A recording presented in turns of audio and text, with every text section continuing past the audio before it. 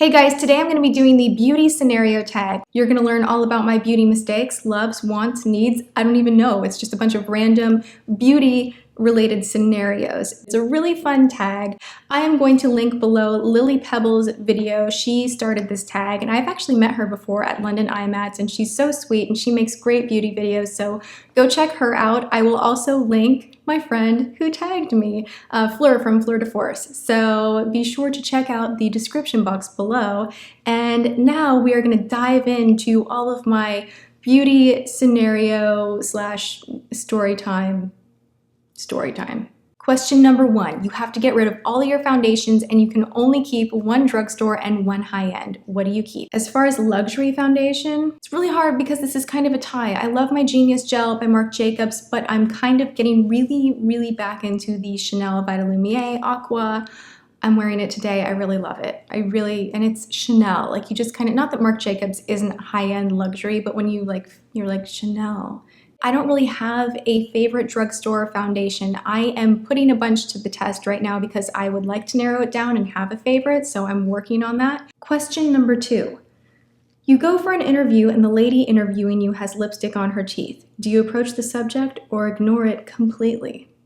If I was in any other situation not in an interview, I would say something. If you're in an interview, I kind of think it would be really not the greatest thing in the world to be like, can we stop talking for a moment because you got a little, you need to fix this. It's bugging me.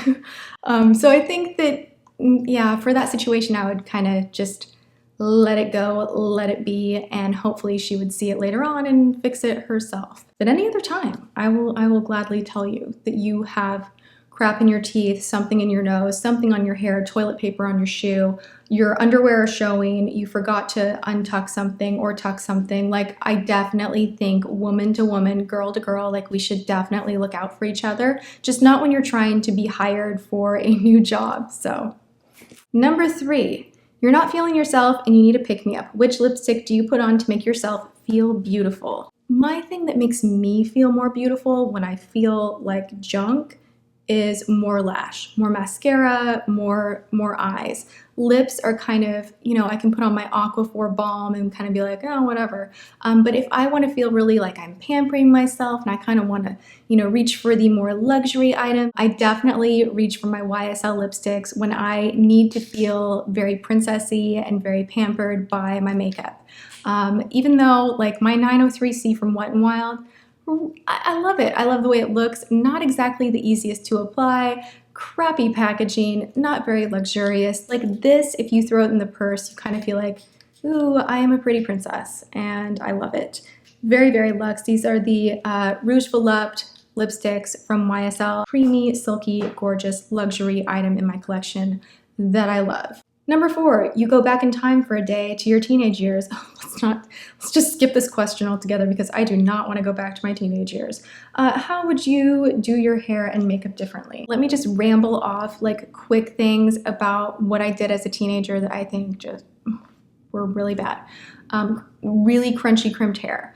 Blue highlights when I was in my goth phase. Highlighting my hair at home and not doing it correctly so I look kind of like a tiger with orange stripes.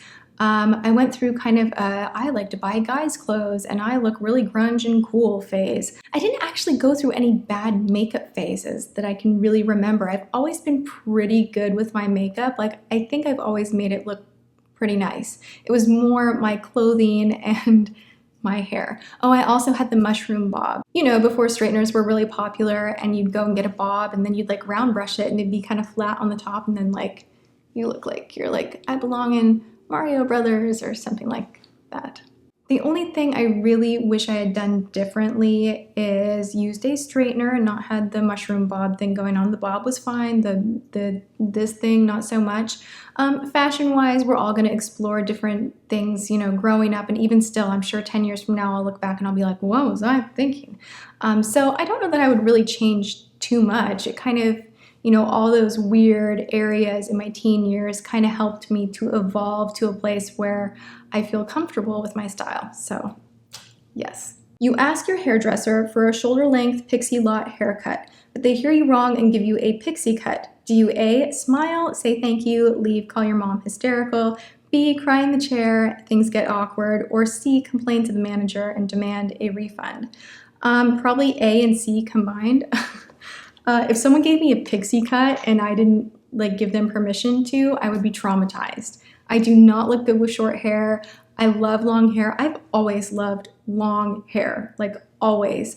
I just don't think short hair looks really good on me. So I think I would feel someone cutting that short and I would just be like, no, Your friend surprises you with a 4-day city break and you have 1 hour to pack. Which do-it-all palette do you pack in your makeup bag?